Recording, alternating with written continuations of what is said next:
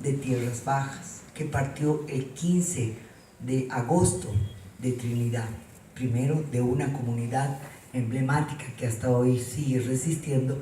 y llegó a La Paz, y a partir de ahí sabemos que el desenlace fue el reconocimiento de los territorios de las TCOs, de los territorios, tierras comunitarias de origen, acogiéndose a lo indicado por el convenio 169 de la OIT, que ha sido una de las herramientas fundamentales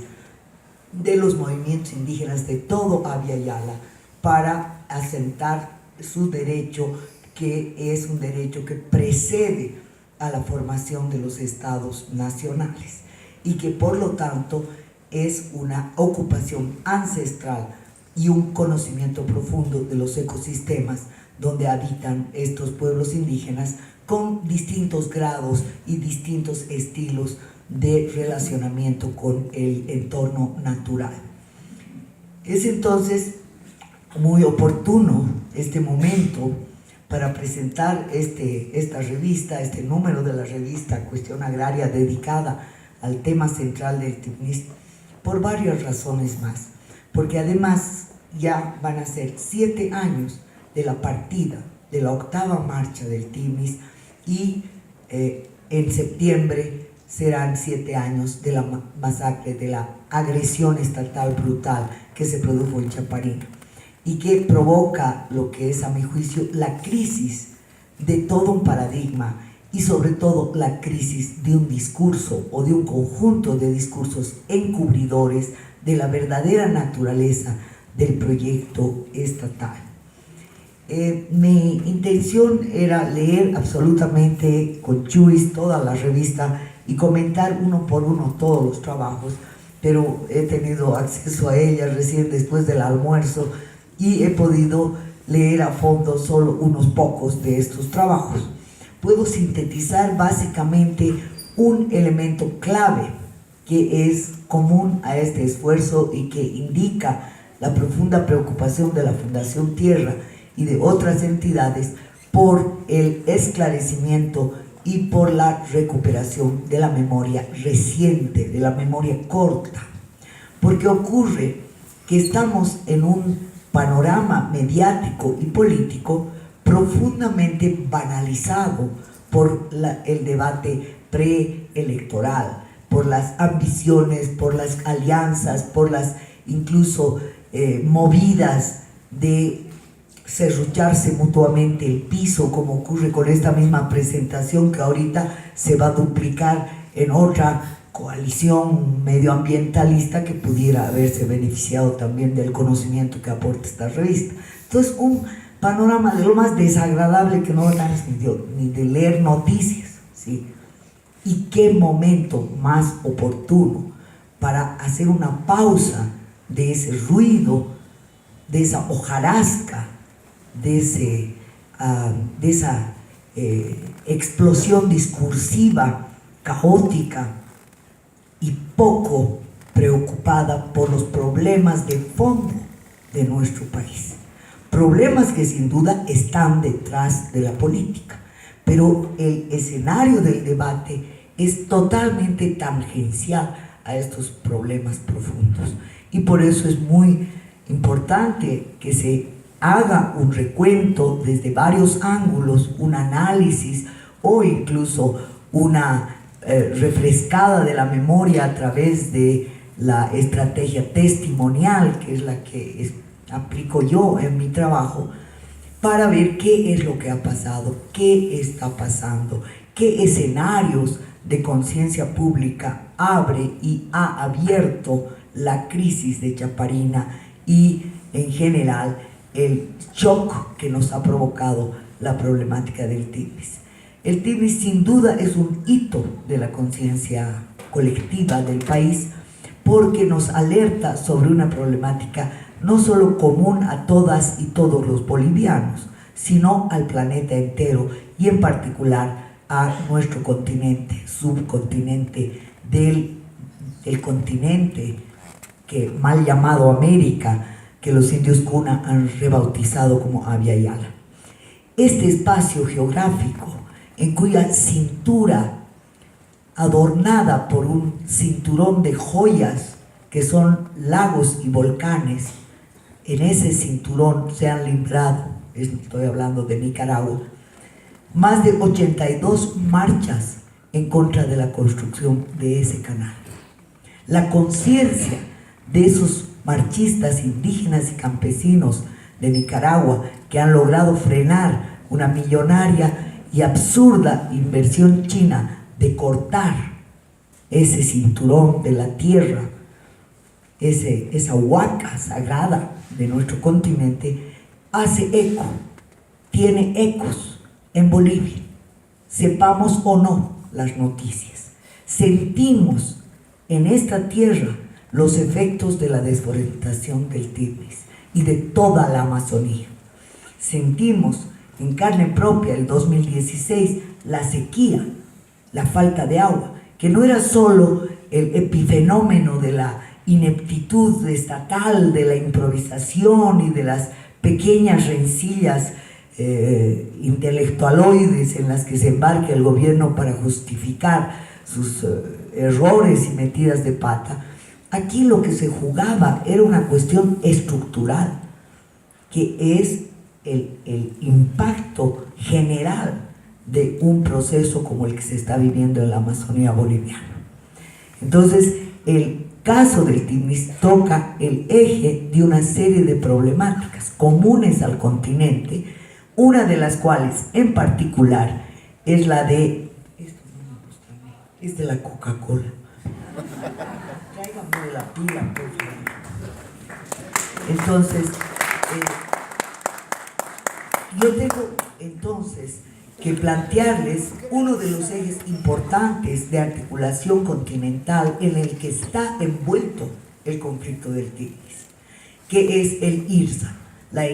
IRSA, la Iniciativa de Integración Regional Sudamericana, propuesta como la cereza de la torta del ajuste estructural por el Banco Mundial y el Banco Interamericano de Desarrollo, y cuyo paquete de proyectos es entregado y asumido con entusiasmo por los gobiernos de UNASUR,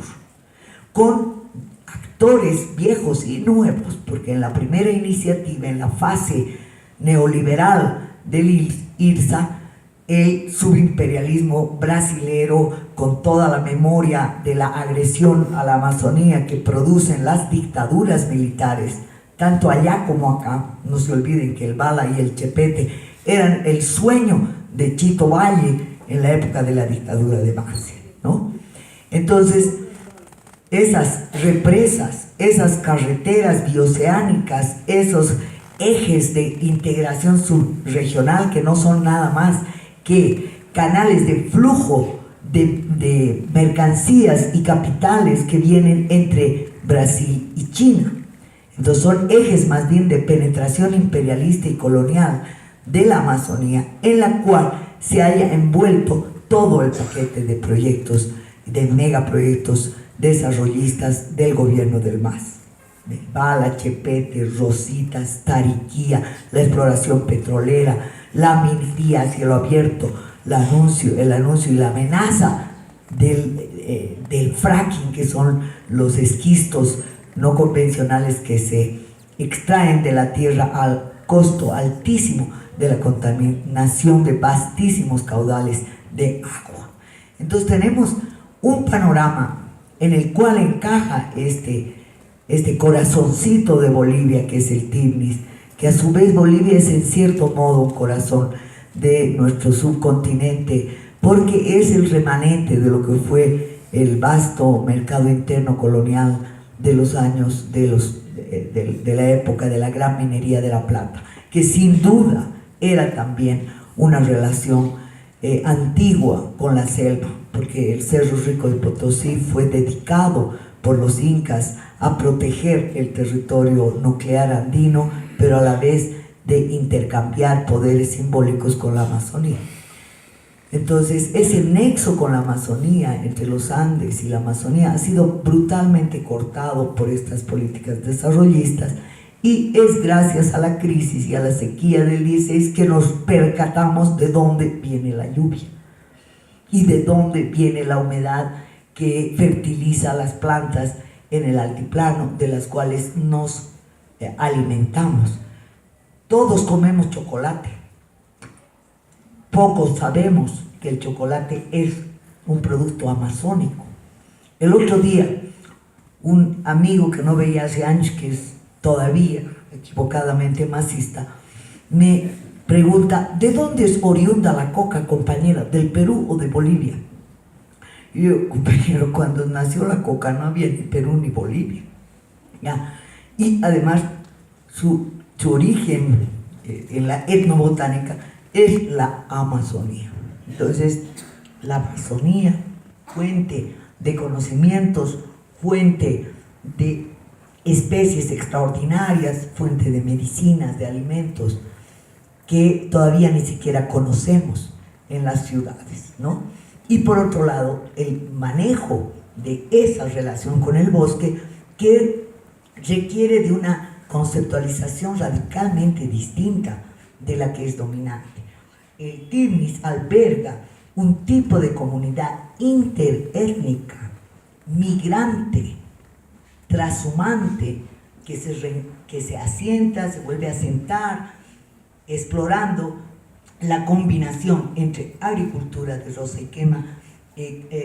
recolección, pesca sobre todo, y en el caso Chimani y Yuracaré también cacería. Entonces tenemos un complejo de conocimientos y manejos de los cursos del río, del conocimiento lunar, que hace que sea posible entender y pronosticar las alzas y las bajas de los ríos, etc.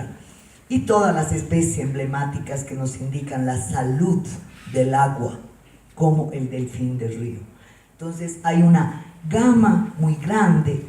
de problemáticas a ser discutidas en torno al tema del Tirnis, y no solo una restringida idea de demandas indígenas legítimas, justas, de personas indefensas, como decía el señor rector. Son personas que están acosadas, acorraladas, violentadas cotidianamente, pero que a la vez han sido capaces de reestructurar redes de resistencia, resiliencia, de rearmar sus propias estrategias a través de una serie de medidas que a mí me parece que merecen un poco de comentario. En primer lugar, el hecho de que el Tirnis podría verse como algo muy opuesto a la intangibilidad. Lo que hizo el gobierno fue meter el caballo de Troya de la intangibilidad en la ley 180, y a partir de ese momento generó la estrategia para oponer intangibilidad y desarrollo y armar un binarismo esquemático maniqueo para acorralar y acosar a las personas que estaban defendiendo otra relación posible con las selvas, con las llanuras, con los ríos de la Amazonía. Entonces, desde ese momento se hizo clara una estrategia que además en todos los artículos se ha desarrollado con mucho detalle. O sea, por ejemplo, el artículo de Tamburini trabaja las ideas de la territorialización hegemónica estatal versus las formas resistentes de territorialidad que todavía están vigentes en el Tirnis a través de este complejo manejo de los ecosistemas y a través de la resistencia organizativa. Entonces, todo el bloqueo, por ejemplo, informativo del gobierno para encubrir estas cosas, yo creo que a través de esta revista nos vamos a enterar o vamos a refrescar la memoria de elementos muy importantes. Elementos que a mí me llevan a una conclusión tristísima y que me hacen ver como más banal todavía el debate electoral. Yo creo que Bolivia vive una dictadura militar encubierta. Yo creo que el nexo de la crisis de Chaparina con el general Tito Gandarillas, íntimo de Ramón Quintana y además autor de todo el encubrimiento de la empresa Lamia, cuyo avión cayó en Medellín y develó una corrupción escandalosa que el gobierno se niega, por supuesto, a esclarecer, es el testimonio, junto con la existencia de ADEMAF, de lo que está ocurriendo en todas las fronteras del Oriente, la Amazonía y el Chaco a través de una ocupación territorial sistemática, que no es solamente territorial en el sentido de explorar, como Fawcett, como los exploradores del siglo pasado o de los 2 siglos anteriores. Es una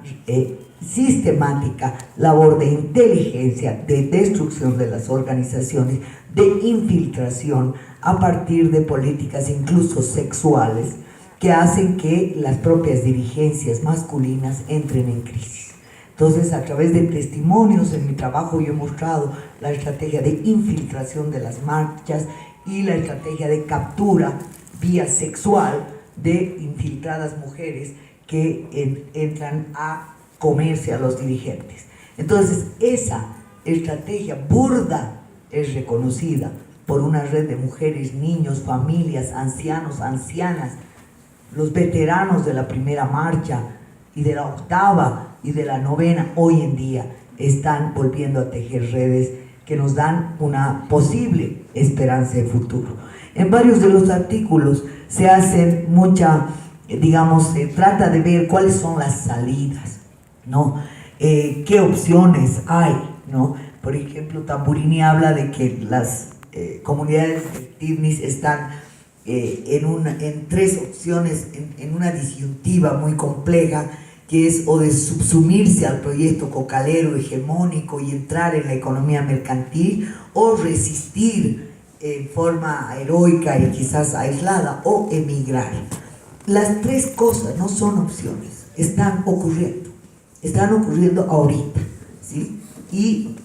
hay toda una dinámica compleja que hace que haya coyunturas favorables y desfavorables para la rearticulación de estas fuerzas. Yo estimo que esta coyuntura electoral es profundamente desfavorable, pero por otro lado, quizás estos políticos que se ocupan cada rato de armar las redes que nos someten al capital chino, ruso, a las transnacionales de nuevo cuño, con un discurso falaz y mentiroso, ellos están distraídos y por ahí desde el mundial están ocupados en sonceras, mientras nosotros podemos reflexionar. Y reflexionar en este caso implica recuperar la memoria,